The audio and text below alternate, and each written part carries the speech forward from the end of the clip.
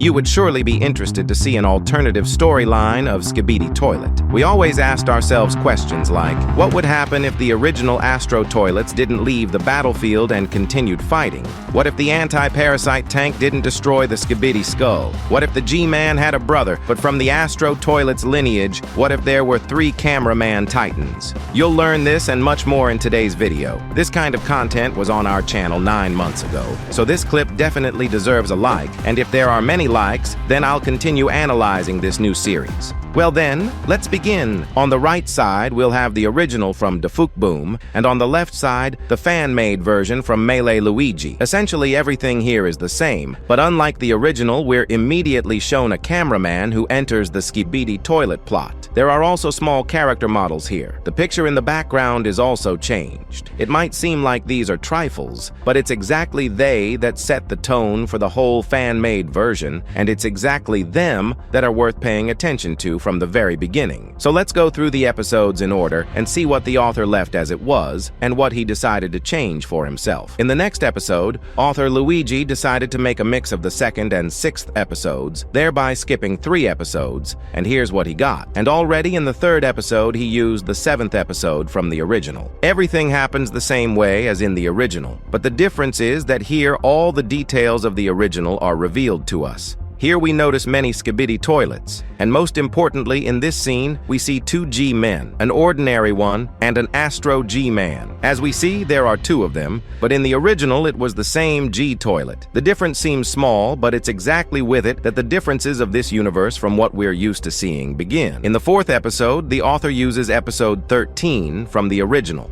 thereby again skipping the previous episodes. Here the author corrects and adds red eyes to this toilet, since Supcaman himself said that these toilets were Astro toilets. That is, Luigi doesn't just copy the picture but tries to take into account the words of the original author and put the details in order.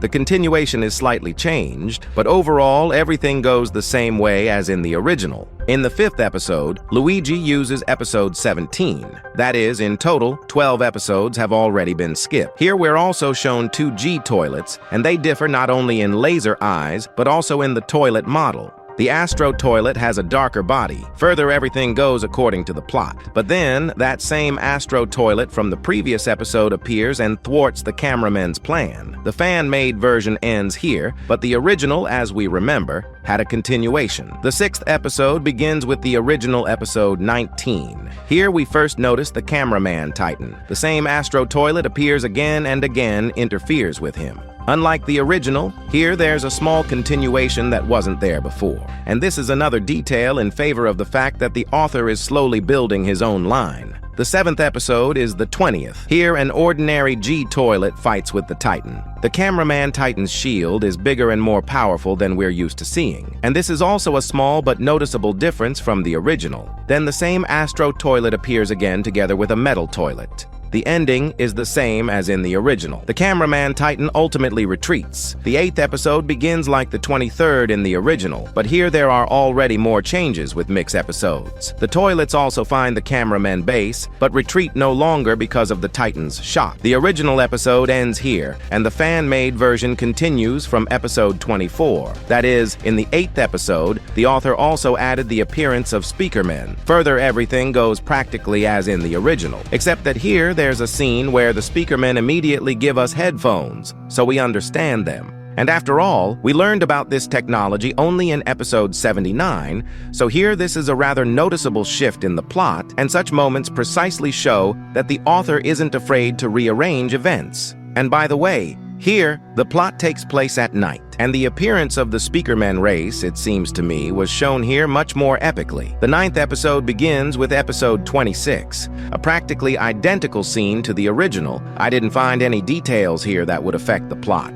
Everything goes the same way as in the original, without any serious edits. Just as in the original, the big Speakerman helps us, Then the masked Skibidi also appears, sings its infecting song for a few seconds, and gets exactly the same shot from the original. And this is the first appearance of the Supcaman Titan. At the end, the Titan sits on the toilet, and the episode ends here. The 10th episode is the infection of the Supcaman, which in the original was episode 32. The fan-made version turned out a bit shorter than the original, but the storyline goes the same way as in the original. This time, the Astro G-Man participates in the battle. Then he gets a powerful shot to the face, but unfortunately, the Supcaman Titan doesn't manage to finish him off, and the Skibidi toilets come to his aid. The Skibidi scientist infects the Titan, and he ultimately attacks his own allies. At the end, the Astro G-Man also appears, and the episode ends here.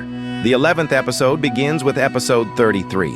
Here we see the same duo of the Supcaman Titan with the G-Man, but the Astro G-Man with some other Astro toilet also joins them here. Now the four of them destroy this city, and it turns out to be a rather large-scale scene. At the end, some hybrid toilet with an unusual face appears, and the episode ends here, leaving us a small intrigue for the future. The 12th episode is the last among the shorts episodes, and here too a mix of episodes was made. Here, episode 39 and episode 41 were combined. The storyline doesn't differ from the original. Here, as in the original, an introduction to a new race was simply shown. And that's where what the author managed to show us in the shorts format ends for now, and already from these episodes, you can see which direction he's leading his version of events. Then the author of this fan-made version, Luigi, begins to create horizontal episodes, and he starts with the original episode 47. The beginning is practically the same, and here, a truly devastating spectacle unfolds.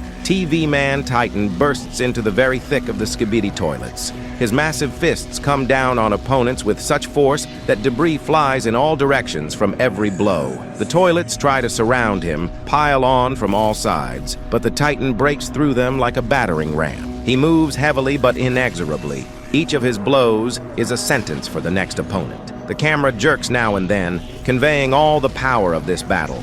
Explosions, flying debris, defeated toilets everywhere. This isn't just a fight. This is a demonstration of the absolute superiority of one Titan over an entire army. And at this moment, you understand why the Alliance relies so much on its Titans. One such fighter is capable of single-handedly turning the tide of an entire battle. But unfortunately, the TV Man Titan couldn't withstand them. After this, he retreats, as it was in the original. But there's a continuation here, namely a conversation between two G-men. The Astro G-Man is angry and says that TV Man managed to escape. The ordinary G-Man responds that they could catch up with him with the help of their squad. To this, the Astro sharply responds, "No," and continues, "Let them enjoy their luck." Right here, we notice that same Astro toilet that was with us from the very first episode. He says he'll be at the base. This scene shows us that the G-Man Astro toilet is higher in rank than the G-Man because it's exactly he who gives orders. And from the ordinary G-Man's facial expression, we see that he doesn't like such a hierarchy. Then he himself gives his army the order to strengthen and prepare for the next battle. After this, they see new technologies, and the G-Man says to hand them over to the Skibidi scientist. At the end, they notice a cameraman and destroy him. In the next episode, we're at the base, where the TV Man scientist reports that all our Titans are out of order. Someone asks, "What should we do?" Then the Supcaman offers the idea of returning the prototypes while the Cameraman Titan is being upgraded, to which TV Man responds, "No," because they're not strong enough to fight. Then the big TV Man intervenes in the conversation and asks, "What prototypes are we talking about?" And here it turns out that Titan Cameraman wasn't the first Titan of the Alliance. The original model was much smaller and served as a prototype to ultimately become a full-fledged Titan. TV Man says that during the First World War, this prototype played a decisive role in defending the regions of Europe. But as the number of enemies grew, it became obvious that it wasn't capable of fighting alone. Then it became clear that it needed a partner. A second prototype was created. It turned out to be bigger and more powerful. It was sent to help the original squad. Possessing the power of the new Titan and the agility of the original, they swept away all the toilets in their path, up until the moment they collided with the enemy leaders. The prototypes were destroyed and came into such a terrible state that their repair seemed pointless. They remained unused since the end of that devastating battle, but they recover much faster than the current Titan. Titans, and we have no other choice but to return them. After this story, we're shown an additional scene from the 5th season. Here we hear the monologue of the original G-Man. He says, "The time has almost come, friends. The raid will begin soon. They have no Titans left. This will be easy, right, brother?" He addresses the Astro G-Man, to which he responds, "Destroy everything you see. Leave nothing. Let's not waste time." Then that same first Astro toilet appears and says that everything is ready. The toilets are already heading to the base. At the very end, that hybrid toilet we saw earlier notices a cameraman and destroys him. And with that, the additional scene ends. Then we're shown the cameraman base, and this is the equivalent of the 50th episode. The TV man scientist asks, "Are they ready?" and gets a positive answer in the form of a hand gesture. Suddenly, an alarm begins because the Skibidi toilets, together with the Astro, approach the base. The TV man scientist says that he won't participate in this and teleports away from this place. Then we see an epic attack on the cameraman base. Here we notice a huge number of Skibidi and Astro toilets. We also notice the Plunger Man, who, as in the original, attacks enemies who are 1,000 times bigger than him. The toilets destroy all the defenses, thereby depriving the base of air defense. But this doesn't stop the Plunger Man. He continues to attack, and suddenly one of the prototypes appears. Here, the most epic battle begins. After some time, the second prototype also appears, and now together they destroy these toilets. The prototypes almost destroyed that Astro toilet, but at the last moment, a Skibidi toilet bites the prototype, and because of this, the Astro toilet escapes and retreats, saying at the end that you'll regret this. After this, the prototypes beautifully leave the battlefield. The next episode begins with a DJ Skibidi mix. Part of his equipment is destroyed by the same prototype. This episode is a direct continuation of the previous episode. The prototype lets the DJ fly a bit further away and only then finishes him off. Cameramen arrive at this place, including the Plunger Man and also the Big Speaker Man. And it's exactly because of this scene that we understand that before us is the equivalent of the original episode 53. Right here, we first notice the Astro UFO. At the end, an anti-parasitic tank is brought to this place, and the prototypes give each other likes. By the way, you can also hit like on the video if you haven't done so yet. The next episode begins with the original episode 55. The beginning is practically identical, but when the Skibidi bathtub appears, the first prototype destroys it. He just takes it and throws it into buildings. Then the second prototype appears, which also fights with the Skibidi toilet. Then they meet and together notice the Astro UFO. The Astro, as in the original, destroys the cameraman's equipment. The first prototype starts pursuing the UFO. Then a Skibidi skull appears, which a bit later is destroyed by the second prototype. The author also shows us the characters of the two Titans. The first is lighter and more cheerful, the second serious and gloomy. Then the Titans fly off in another direction and the squad continues to go forward. Notice, unlike the original, the tank wasn't destroyed. We've reached the last 18th episode at the moment, and this is the equivalent of the 56th and 57th original episodes. Since the tank isn't destroyed, we don't have the scene of its destruction. Here, the infected Speakerman Titan immediately appears. Then the scene on the roof. The Speakerman destroys everything around. Then the second prototype appears. And here, an epic battle begins. The Speakerman Titan moves swiftly and furiously, bringing down a barrage of blows on the prototype. He's faster and more aggressive than ordinary Titans. The parasite inside still controls him. The prototype barely manages to dodge, retreating under the onslaught. The Speakerman lands blow after blow, trying to break through the cameraman's defense, and the prototype responds with precise counterattacks, waiting for the moment. When the Speakerman notices a cameraman on the roof, he wants to destroy him, but the first prototype interferes. The two prototypes together fight with the Speakerman Titan. Later, an ordinary G-Man flies to the infected Titan's aid, but seeing prototypes before him, he experiences flashbacks. Frightened, the G-Man leaves this place, thereby abandoning his infected Titan. But the prototype doesn't let him leave, pounces on him and throws him to the ground. The first prototype tries to free the Speakerman Titan from the parasite, but compared to the Titan, it's too small because it's only a semi-Titan. And when the Speakerman tried to destroy it, that same tank arrives and shoots at the Titan with an anti-parasite projectile. The shot works, the Titan comes to his senses and tries to control himself, but in the end, this still doesn't help completely. Therefore, camera helicopters fly to the tank's aid. Together, they manage to heal and free the Titan from the parasite. And all this time, the G-Man was fighting with the second prototype. He got serious burns, but at the last moment, he manages to fend off the prototype's attack. Help comes to the G-Man in the form of the Astro G-Man, who apologizes for being late.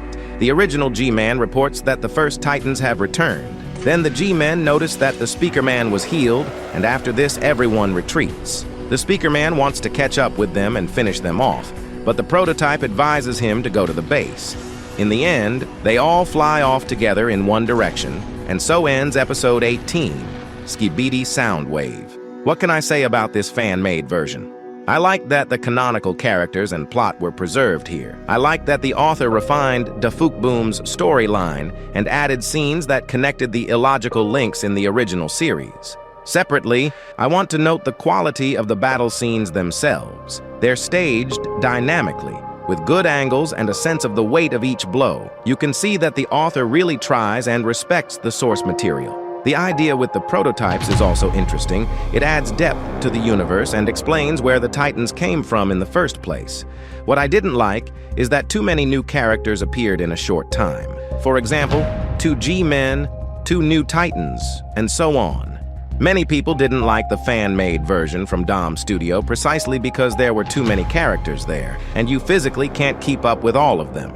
Boom, when he added characters, did it naturally and without overdoing it. But overall, the plot is interesting. If you watch it as an alternative version of Skibidi Toilet, it's quite good. But of course, we'll never forget the legendary original that was taken from us. By the way, my brother really loves Spider-Man. Let's please surprise him and subscribe to his channel, and we'll get him to 1,000 subscribers. But don't tell him you came from me. Let it be a surprise. I'll leave the link to his channel in the description. Thank you very much. This has been Super Cameraman. See you very soon. Good luck, everyone, and goodbye to all.